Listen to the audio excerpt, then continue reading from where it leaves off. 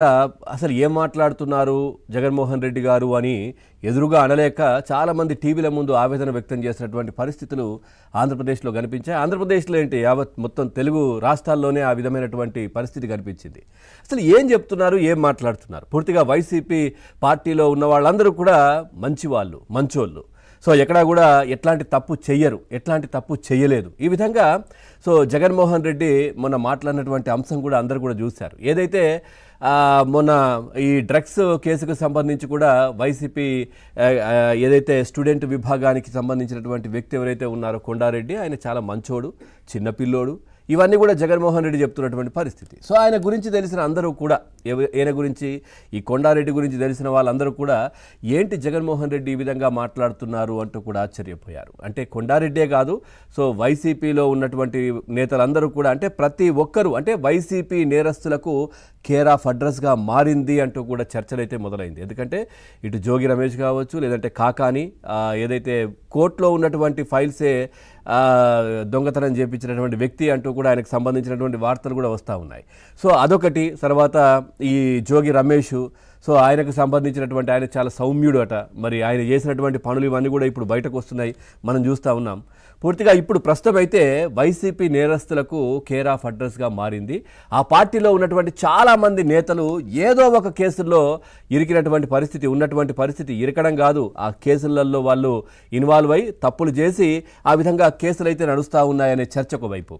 ఒక్కొక్కరి బాగోతాలు కూడా ఇప్పుడు బయటపడతా ఉన్నాయి కూటమి ప్రభుత్వం అధికారంలోకి వచ్చిన తర్వాత. అప్పుడు బయటపడ్డప్పటికీ సో జగన్మోహన్ రెడ్డి అధికారంలో ఉన్న 5 సంవత్సరాలు కూడా ఎవరిపైనా కేసులు పెట్టే సాహసం ఇటు పోలీసులు కావచ్చు, సో ఏదైనా కంప్లైంట్ ఇవ్వడానికి వెళ్తే తీసుకునేటటువంటి సాహసం పోలీసులు కూడా చేయలేదు అనే చర్చ జరుగుతోంది. ఇదంతా ఒకెత్తు అయితే ఆ పార్టీ అధినేత జగన్ ఏకంగా ప్రెస్ మీట్లు పెట్టి మరి బహిరంగంగా నేరస్తులకు మద్దతు పలుకుతున్న వైనం మనకు కనిపిస్తూ ఉంది. డ్రగ్స్ దందాలో ఇరుక్కున్నటువంటి ఒక వ్యక్తిని వెనకేసుకొస్తున్నారు జగన్మోహన్ రెడ్డి. బైక్ రేసుల నుంచి డ్రగ్స్ సరఫరా వరకు, ప్రభుత్వ ఆస్తుల ధ్వంసం నుంచి డ్రంక్ అండ్ డ్రైవ్ వరకు ఏకంగా 6 డజను కేసుల్లో నిందితుడైనటువంటి కొండారెడ్డిని చిన్న పిల్లోడంటూ తాడేపల్లి ప్యాలెస్లో జగన్మోహన్ రెడ్డి ఆవేదన వ్యక్తం చేస్తున్నారు. నిజంగా చెప్పాలంటే ఆయన 18 సంవత్సరాలప్పుడే ఆయన పైన కేసులు నమోదయ్యాయి. ఎవరిపైన? ఈ కొండారెడ్డి పైన. సో అప్పటి నుంచి కేసులు అనేవి ఆయన కొత్త కాదు. ఆ విధంగా ఇష్టానుసారంగా ప్రభుత్వానికో లేదనంటే సంఘ విద్రోహ శక్తులతో పూర్తిగా, ఎందుకంటే డ్రగ్స్ అంటే సంఘ విద్రోహ శక్తులే వాళ్ళందరూ కూడా. అట్లాంటి కార్యక్రమాలు, వాటిని అమ్మడము, కన్జ్యూమ్ చేయడము, వాటిని ఇతరులకు అమ్మేసి సొమ్ము చేసుకోవడము, యువతను జీవితాలను నిర్వీర్యం చేయడము, ఇవన్నీ కూడా చేస్తున్నటువంటి పరిస్థితి అయితే ప్రస్తుతం కనిపిస్తూ ఉన్నాయి. సో ఈ నేపథ్యంలో నేరస్తులను వెనుకేసుకొస్తున్నటువంటి వారిని ఏమంటారు జగన్మోహన్ రెడ్డి ఇట్లాంటి నేరస్తులను అంటూ కూడా చాలామంది ప్రశ్నిస్తున్నారు. ఏంటి విపరీత రాజకీయాలు ఏంటంటూ కూడా ప్రజలే ఆశ్చర్యపోతున్నారు. సో అంతెందుకు, ఇప్పుడు ఈ కొండారెడ్డిపై నమోదైనటువంటి 6 కేసుల్లో 3 కేసులు జగన్ పాలనలోనే నమోదయ్యాయి, ఫైల్ అయ్యాయి. సో అప్పుడు వీళ్ళు ఏదంటే భయపట్టి పోలీసులను ఎక్కువగా తీవ్రత లేకుండా కొట్టేయించుకోవడమో ఇవన్నీ కూడా చేసినటువంటి పరిస్థితి కనిపించింది. అప్పుడు ఈ నేరాలను చూసి చూడనట్లుగా వదిలేశారు. దానికి కారణం ఏంటి అనేది ఖచ్చితంగా ఇప్పుడు చెప్పాల్సినటువంటి అవసరం.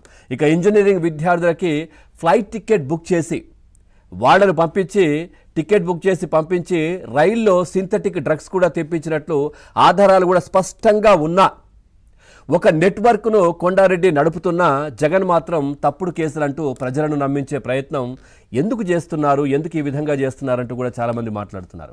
వైసీపీ విద్యార్థి విభాగం అధ్యక్షుడే డ్రగ్స్ మాఫియాలో కీలకంగా ఉంటే ఇక గత 5 ఏళ్ల పాలనలో యువతకు మీరేం నేర్పించారు అంటూ కూడా చాలామంది ప్రశ్నిస్తున్నటువంటి పరిస్థితి కనిపిస్తోంది. ఇప్పుడు ఈ కొండారెడ్డిని చిన్నపిల్లోడు అంటున్నారు కదా, మరి నిజంగా ఇది తప్పే, అది కూడా నిరూపణ అయితే తప్పు. సో దానికి సంబంధించి ఏది నేను మాట్లాడే అంశం ఏది, ఆ కోడికత్తి సీనుకు సంబంధించి, జనుపల్లి సీను. మరి జగన్మోహన్ రెడ్డి పైన కత్తితో దాడి చేశారని చెప్పారు కదా అప్పుడు జగన్మోహన్ రెడ్డి. సో నిజంగా చెప్పాలంటే అక్కడ ఎయిర్పోర్ట్లో ఆయన చేతిలో కత్తి లేదు, కత్తి కింద పడి ఉంది. ఆ విషయం జనుపల్లి సీను చెప్పే వరకు కూడా ఇది నేనే అటాక్ చేశాను, నేనే ఈ విధంగా కట్ చేశాను. సో జగన్మోహన్ రెడ్డి పైన ఉన్నటువంటి అభిమానం, సో ఆయనను ముఖ్యమంత్రిగా తీసుకోవాలనేటటువంటి అభిమానం, సో ఆయన పైన సింపతి రావాలనే దానికోసమే నేను ఈ విధంగా చేశానని ఆయన చెబితేనే అందరికీ తెలిసింది. ఆయన చేతిలో కత్తి కూడా లేదు. మరి ఆయన చిన్నపిల్లోడు కాదా? అలాంటి పని చేసినప్పుడు అది ఇప్పటివరకు కూడా ఒక బాధితుడి రూపంలో కోర్టుకు జగన్మోహన్ రెడ్డి వెళ్ళలేదు. 5 సంవత్సరాలు ఆ జనుపల్లి సీను ఇటు కారాగారంలోనే మగ్గిపోయినటువంటి పరిస్థితి అప్పుడు కనిపించింది. ఆయన తల్లి చాలా ఏజ్డ్ పర్సన్, ఆమె ఎంతో ఆవేదన వ్యక్తం చేసింది. ఆమె ఈయనను ములాఖాత్లో చూడడానికి జనుపల్లి సీనును ఎంతో వ్యయ ప్రయాసలు కోర్చి అక్కడికి వెళ్ళేది. ఒక కన్న తల్లి ఆవేదన మరి అప్పుడు పాపం అనిపించలేదా జగన్మోహన్ రెడ్డికి? మరి అప్పుడు ఎందుకు మాట్లాడలేదు? ఒక బాధితుని రూపంలో ఎందుకు వెళ్ళలేదు జనుపల్లి సీను దగ్గర? సో ఆయన చేతిలో కత్తి కూడా లేదు, కోడి కత్తి. ఆయన చెప్పే వరకు ఎవరికి తెలియదు, ఆయన్నే ఒప్పుకున్నారు. అంటే దానికి ఇంకా ఇవన్నీ కూడా దానికి ఇంకా నడుస్తోంది. ఎన్ఐఏ కావచ్చు, ఈ కేసులు ఇవన్నీ కూడా నడుస్తున్నాయి. సో ఆయన మరి వద్దురా బాబు, నువ్వు చిన్నపిల్లోడివి, ఈ విధంగా ఎందుకు చేస్తున్నావు, సో అట్లా చెయ్యొద్దు, సో ఆ విధంగా కరెక్ట్ కాదు అని చెప్పి అప్పుడు ఎందుకు చెప్పలేదు? అది ఆయనకు ఉపయోగం. సో దానికోసం అని చెప్పి ఈ విధంగా చేశారు. సో అట్లా ఆయన గాలికి వదిలేశారు. అంటే అవసరానికి వాడుకొని వదిలేసే పరిస్థితి అక్కడ కనిపించింది. సో ఇప్పుడు ఇక్కడ కూడా ఈ డ్రగ్స్ ఎవరైతే కొండారెడ్డి విక్రయిస్తున్నారో ఎవరికి ఇస్తున్నారో నిజంగా చెప్పాలంటే అక్కడ నేవీకి సంబంధించినటువంటి అధికారుల పిల్లలను కూడా ఈ దీంట్లోకి లాగుతున్నారు అన్నట్టుగా కూడా తెలుస్తూ ఉంది. అంటే దీంట్లో డ్రగ్స్ ఉచ్చులో లాగుతున్నారు. సో డ్రగ్స్కి సంబంధించి కూడా వాళ్ళను పెడ్లర్లుగా కూడా ఈ కొండారెడ్డి మారుస్తున్నారంట. సో వాళ్ళకు డ్రగ్స్ సేవించడం నేర్పించి ఆ తర్వాత వాళ్ళను అమ్మి ఏదైతే ఆ డ్రగ్స్ అమ్మి సొమ్ము చేసుకొని దాంతో ఈ విధంగా బిజినెస్ చేస్తున్నారు. ఇది ఎంతవరకు కరెక్ట్? ఇది నిజంగా చెప్పాలంటే నేవీ ఆధీనంలో ఇక్కడ మన రాష్ట్రపతి గారు కావచ్చు, ప్రధానమంత్రి కావచ్చు వచ్చినప్పుడు వాళ్ళ అండర్లోనే ఉంటారు. సో వాళ్ళ పిల్లలు ఈ విధంగా సంఘ విద్రోహ శక్తులుగా వీళ్ళు వైసీపీకి సంబంధించిన ఈ నేతలు ఈ విధంగా తయారు చేస్తే రేపొద్దున ఎట్లా ఉంటుంది సెక్యూరిటీ? రేపొద్దున దేశ భద్రతకు సంబంధించినటువంటి చాలా అంశాలు కూడా బయటకు వచ్చే అవకాశం ఉంటుంది కదా. ఎందుకంటే మనం చూస్తూ ఉంటాం చాలా సినిమాల్లో, ఇది తీసుకురా నీకు ఇది ఇస్తాము, ఇది తీసుకొనిరా ఈ డ్రగ్స్ నీకు ఇస్తాము, ఈ ఇంజెక్షన్ నీకు ఇస్తాము, ఇట్లాంటివి చెప్పేవి. సో ఇప్పుడు ఆ నేవీకి సంబంధించినటువంటి ఆ పిల్లలకి ఈ విధంగా అలవాటు చేస్తూ ఉంటే, ఈ విధంగా డ్రగ్ పెడలర్గా మారుస్తూ ఉంటే రేపు పొద్దున ఏంటి పరిస్థితి? సో దీని గురించి జగన్మోహన్ రెడ్డి ఆలోచించరా అనే చర్చ కూడా జరుగుతూ ఉంది. అదేవిధంగా నిన్న ఇంకొక విషయం కూడా చూసాం. ఏది? చిన్న కేసుకు సంబంధించి, పరకామణి కేసుకు సంబంధించి కూడా జగన్మోహన్ రెడ్డి మాట్లాడుతున్నారు. ఒకసారి అది ఏమంటున్నారు ఆయన? చిన్న కేసు అట అది. అసలు ఆశ్చర్య కలిగించే కేసు నిజంగా. ఈరోజు నిజంగా పరకామణి అనేది అసలు కేసు ఏంది అని ఒకసారి చూస్తే, ఆ రోజు హుండీ డబ్బులు లెక్కిస్తూ లెక్కిస్తూ చిన్న చోరీ, 9 నోట్లు, $9 వర్త్ 72,000 ఇండియన్ కరెన్సీ, $9 $9 నోట్, అది చోరీ, లెక్కిస్తూ చోరీ. ఆ దొంగను పట్టుకున్న పోలీసు అధికారి మరణించేలా చంద్రబాబు వ్యవస్థలను దిగజార్చాడు. ఆశ్చర్యం ఇది. కానీ రాజకీయం కోసం, రాజకీయాలు మనసులో పెట్టుకుని ఈ ఘటన జరిగినప్పుడు, అది పరకామణి కేసు చిన్నది, దాంట్లో అర్ధ అన 5 పైసలు పోయినా కానీ శ్రీవారి డబ్బది, ఎవరికీ అధికారం లేదు అక్కడి నుంచి తీసేది.